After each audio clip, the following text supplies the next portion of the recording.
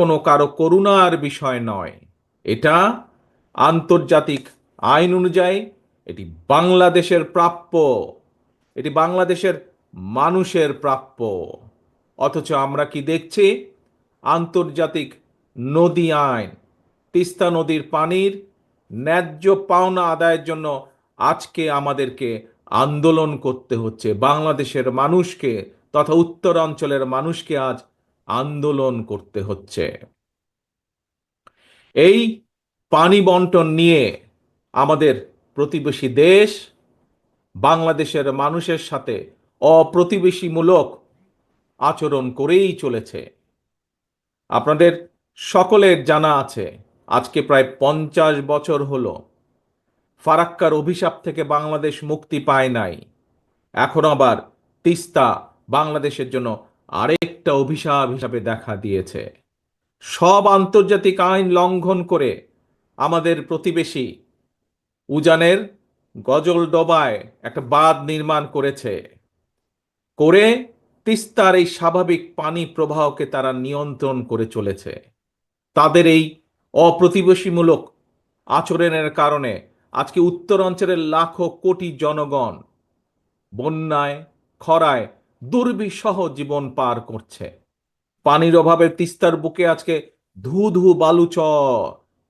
একদিকে পানির অভাবে হঠাৎ করেই, এই দেখেন 2 দিন আগে যেমন হয়েছে, হঠাৎ করেই উজান থেকে ছেড়ে দিচ্ছে পানি, আর সেই পানির কারণে বন্যায় ভাসিয়ে দিচ্ছে সাধারণ মানুষের ঘর বাড়ি, কৃষকের আবাদি ফসল ভাসিয়ে দিচ্ছে।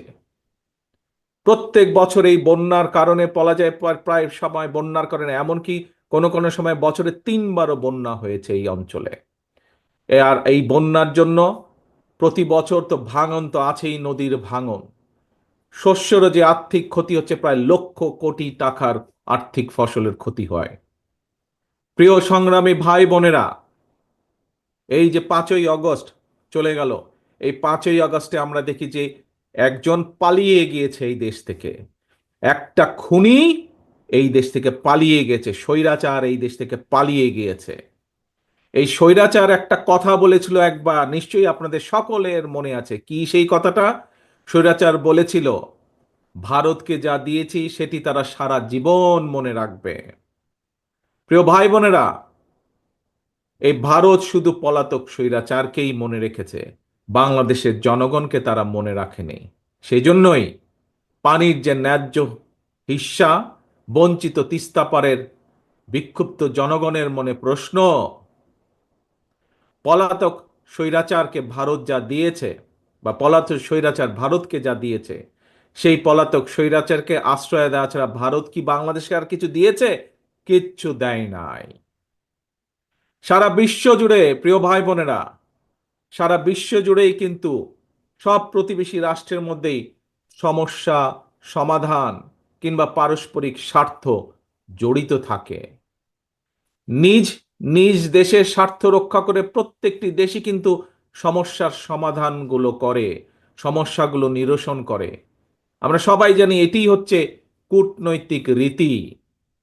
কিন্তু এই যে খুনি স্বৈরাচার পালিয়ে গিয়েছে যে 5ই আগস্ট, আমরা দেখেছি জোর করে অবৈধভাবে ক্ষমতা দখল করে রাখতে গিয়ে নিজেকে সে তাদের সেবা দাসীতে পরিণত করেছিল। বাংলাদেশ ভারত যৌথ নদী কমিশন এবং জাতীয় নদী রক্ষা কমিশন পর্যন্ত সম্পূর্ণ অকার্যকর রেখেছিল। সারা দেশের মানুষ জানে এখনো ভারতের সঙ্গে বাংলাদেশের বিরাজমান ফারাক্কার সমস্যার সমাধান হয়নি। জনগণের, উত্তরাঞ্চলের বিশেষ করে জনগণের বহুল প্রত্যাশিত তিস্তা চুক্তিও হয় নাই। অথচ সকল আন্তর্জাতিক রীতিনীতি ভঙ্গ করে এই পলাতক স্বৈরাচার, এই খুনি স্বৈরাচার প্রতিবেশী দেশকে ট্রানজিট শিপমেন্টের বন্দর ব্যবহারের একতরফা সুবিধা দিয়ে গেছে। এইসব চুক্তিতে মিনিমাম ন্যায্যতা পর্যন্ত রক্ষা করা হয় নাই। প্রিয় ভাই বোনেরা, বাংলাদেশের মানুষ মনে করে প্রতিবেশী দেশের সঙ্গে প্রয়োজনে সকল অসম, অন্যায্য এবং একতরফা যে সকল চুক্তি, এগুলো পুনর্মূল্যায়ন কিংবা পুনর্বিবেচনা করা দরকার। প্রিয় ভাই বোনেরা, সবার সঙ্গে বন্ধুত্ব, কারো সঙ্গেই বৈরিতা নয়। আমাদের পররাষ্ট্রনীতির এটি হচ্ছে মূল স্লোগান বা মূল নীতি। কিন্তু সময়ের প্রয়োজনে সময়ের প্রয়োজনে হয়তো এই স্লোগানটি বা এই নীতিটি পুনর্বিবেচনা করা দরকার। বর্তমান বিশ্বে স্থায়ী শত্রু স্থায়ী মিত্র বলে কিছু নেই, বরং একটা দেশের সঙ্গে অপর দেশের সম্পর্ক হবে পারস্পরিক স্বার্থ রক্ষা, ন্যায্যতা এবং প্রয়োজনের ভিত্তিতে। সুতরাং সম্পর্ক রক্ষা করার ক্ষেত্রে নিজ দেশের এবং জনগণের স্বার্থ রক্ষাই হতে হবে প্রথম এবং প্রধান অগ্রাধিকার। এ কারণেই বিএনপির স্লোগান সবার আগে বাংলাদেশ। বন্ধুত্বের দোহাই দিয়ে বাংলাদেশের জনগণ আর কাঁটাতারের বেড়ায় ফেলানির ঝুলন্ত লাশ দেখতে চায় না।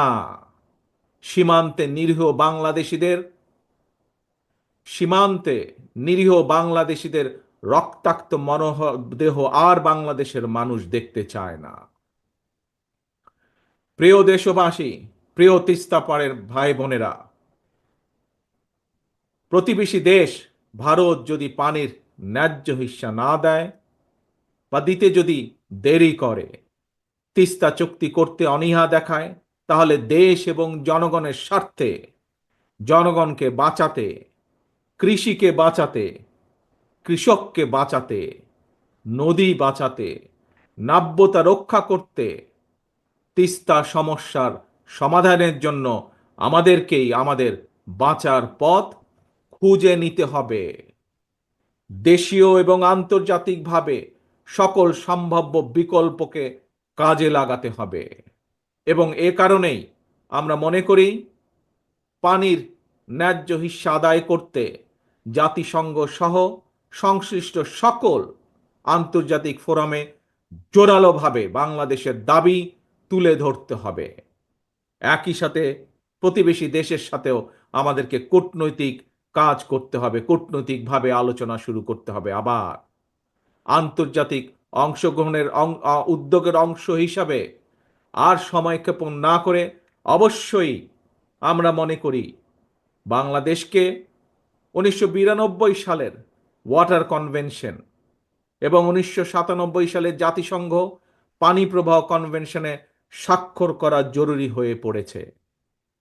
প্রিয় ভাই বোনেরা, আন্তর্জাতিক উদ্যোগের পাশাপাশি বিশেষ করে উত্তরাঞ্চলকে মরুকরণ থেকে বাঁচাতে তিস্তা মহাপরিকল্পনা বাস্তবায়নের কোনোই বিকল্প নেই। আপনাদের প্রিয় দল বাংলাদেশ জাতীয়তাবাদী দল রাষ্ট্র জনগণের সমর্থনে আল্লাহর রহমতে রাষ্ট্র পরিচালনার দায়িত্ব পেলে আগামী দিনে অবশ্যই আমরা অগ্রাধিকার ভিত্তিতে তিস্তা মহাপরিকল্পনা বাস্তবায়নের সব রকম উদ্যোগ আমরা ইনশাল্লাহ গ্রহণ করব।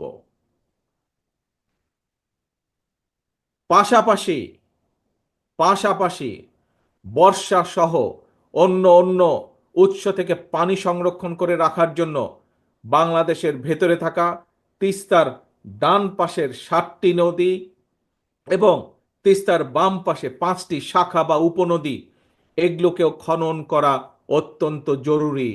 এগুলোকেও খনন করতে হবে আমাদের।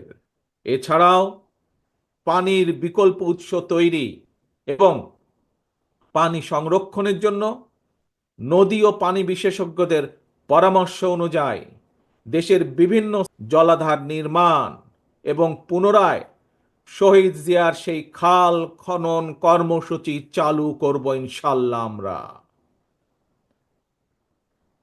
প্রিয় ভাই বোনেরা, আমার সামনে এখানে বহু সম্মানিত মুরব্বী রয়েছেন। সে মুরব্বীদের উদ্দেশ্যে বলতে চাই, প্রিয় মুরব্বীবর্গ, আপনাদের অনেকেরই মনে আছে সারা দেশে স্বাধীনতার ঘোষক শহীদ রাষ্ট্রপতি জিয়াউর রহমানের খাল খনন কর্মসূচির কথা। তখন একটি স্লোগান ছিল, বিখ্যাত স্লোগান, কৃষকের কাছে, গ্রামের সাধারণ খেটে খাওয়া মানুষের কাছে একটি পরিচিত স্লোগান ছিল, প্রিয় স্লোগান ছিল, কি সেটি? খাল কাটা হলে সারা, দূর হবে বন্যা খরা। প্রিয় দেশবাসী, উত্তর অঞ্চলের সংগ্রামী ভাই ও বোনেরা, দেশের জনগণের সকল গণতান্ত্রিক রাজনৈতিক মানবাধিকার কেড়ে নিয়ে ভোটের অধিকার ডাকাতি করে পলাতক স্বৈরাচার দেশে মাফিয়া সাম্রাজ্য গড়ে তুলেছিল। এই পলাতক খুনি স্বৈরাচারের আমলে জাতীয় নির্বাচনকে খেল তামাশার বিষয়বস্তু বানিয়ে ফেলা হয়েছিল। জনগণকে বিগত 15টি বছর ভোট দিয়ে সংসদ সরকার অর্থাৎ জনগণের নিজের সরকার প্রতিষ্ঠা করার কোনোই সুযোগ দেওয়া হয় নাই।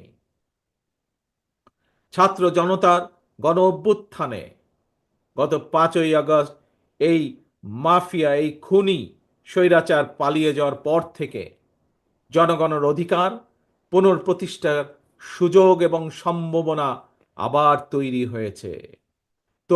ভোটের অধিকার প্রয়োগ করে জনগণের কাছে দায়বদ্ধ একটি গণতান্ত্রিক সরকার প্রতিষ্ঠার সুযোগ। কিন্তু গণতন্ত্রের পক্ষের শক্তি কিংবা সরকারের কোনো হঠকারী সিদ্ধান্তের কারণে যাতে এই খুনি পলাতক স্বৈরাচার আর তার দোসররা পুনর্বাসনের সুযোগ না পায়, সে ব্যাপারে আমাদের সকলকে সতর্ক থাকতে হবে। সে ব্যাপারে আমাদের সকলকে ঐক্যবদ্ধ থাকতে হবে অতীতের মতন। গণতান্ত্রিক দলগুলোর পক্ষ থেকে জাতীয় নির্বাচনের কথা শুনলেই অন্তর্বর্তীকালীন সরকারের কেউ কেউ বিচলিত হয়ে ওঠেন। প্রিয় দেশবাসী, প্রিয় ভাই বোনেরা, আমাদের অবশ্যই মনে রাখা প্রয়োজন, জাতীয় নির্বাচন নিয়ে এক এক উপদেষ্টা এক এক রকমের বক্তব্য এই খুনি মাফিয়া চক্রের সামনে বিশৃঙ্খলা সৃষ্টির পথ সুগম করে দেয়। এই জন্যই বিএনপি বারবার এই অন্তর্বর্তীকালীন সরকারের প্রতি তাদের কর্মপরিকল্পনার রোড ম্যাপ ঘোষণা করার আহ্বান জানিয়েছে, প্রতিবার আহ্বান জানিয়েছে। তিস্তা তীরের প্রিয় ভাই বোনেরা, 2 দিন ধরে আপনারা আপনাদের দাবি নিয়ে তিস্তা পারের এক কর্মসূচি পালন করেছেন। আপনাদের এই আন্দোলন অবশ্যই ইনশাল্লাহ বৃথা যাবে না। আপনাদের এই আন্দোলনে তিস্তা মহাপরিকল্পনা বাস্তবায়ন ত্বরান্বিত হবে ইনশাল্লাহ। জনগণের ভোটে বিএনপি রাষ্ট্র পরিচালনার দায়িত্ব পেলে অবশ্যই আমরা সকলকে সাথে নিয়ে তিস্তার সমস্যার সমাধান করব। তবে তবে এই যে একটু আগে যতগুলো কথা বললাম, যে কিভাবে আমরা কি কি উপায় কি করব তিস্তার পাড়ের মানুষের সমস্যার সমাধানের জন্য, কিভাবে তিস্তা মহাপরিকল্পনা যে বাস্তবায়ন করব বা বাস্তবায়ন করার যে অঙ্গীকার করেছি, এই কাজ যদি আমাদেরকে করতে হয় তবে আপনাদেরকে একটি দায়িত্ব পালন করতে হবে, আপনাদেরকে একটি কাজ করতে হবে। সেজন্য আগামী জাতীয় নির্বাচনে আপনাদেরকে আপনাদের প্রিয় দল বিএনপির পাশে থাকতে হবে। বিএনপির দরকার আপনাদের সমর্থন। আপনাদের সমর্থন থাকলে, দেশবাসীর সমর্থন থাকলে ইনশাল্লাহ আমরা এই ধরনের তিস্তা সহ আরো যেই কাজগুলো আছে ইনশাল্লাহ সেই কাজগুলো বা সেই সমস্যার সমাধান করার আমরা সুযোগ পাবো ইনশাল্লাহ। প্রিয় ভাই বোনেরা, ইনশাল্লাহ ভবিষ্যতে তিস্তা পারে নয়, দেখা হবে আপনার গ্রামে, আর দেখা হবে আপনার ঘরে। আসুন, এই যে গত 2 দিন ধরে আমরা সকলে মিলে এখানে একত্রিত হয়েছি, এই যে হাজারো লক্ষ মানুষ গত 2 দিন ধরে যে আপনারা এখানে প্রতিবাদ গড়ে তুলেছেন, সারা বিশ্বকে দেখিয়েছেন কিভাবে ন্যায্য অধিকার প্রতিষ্ঠা করার জন্য বাংলাদেশের মানুষ, তিস্তা পারের মানুষ ঐক্যবদ্ধ হতে পারে নিজেদের অধিকার আদায়ের জন্য। আসুন আজকের এই 2 দিনের এই কর্মসূচিতে আমরা প্রতিজ্ঞা গ্রহণ করি। কি সেই প্রতিজ্ঞা? সেই প্রতিজ্ঞা হলো জাগো বাহে, তিস্তা বাঁচাও, জাগো বাহে, বাংলাদেশ বাঁচাও, এই হোক আমাদের স্লোগান। জাগো বাহে, তিস্তা বাঁচাও, জাগো বাহে, দেশ বাঁচাও। আসুন, এই হোক আমাদের স্লোগান, এই হোক আমাদের শপথ আজকের। আল্লাহ হাফেজ। বাংলাদেশ জিন্দাবাদ। বাংলাদেশ জাতীয়তাবাদী দল জিন্দাবাদ।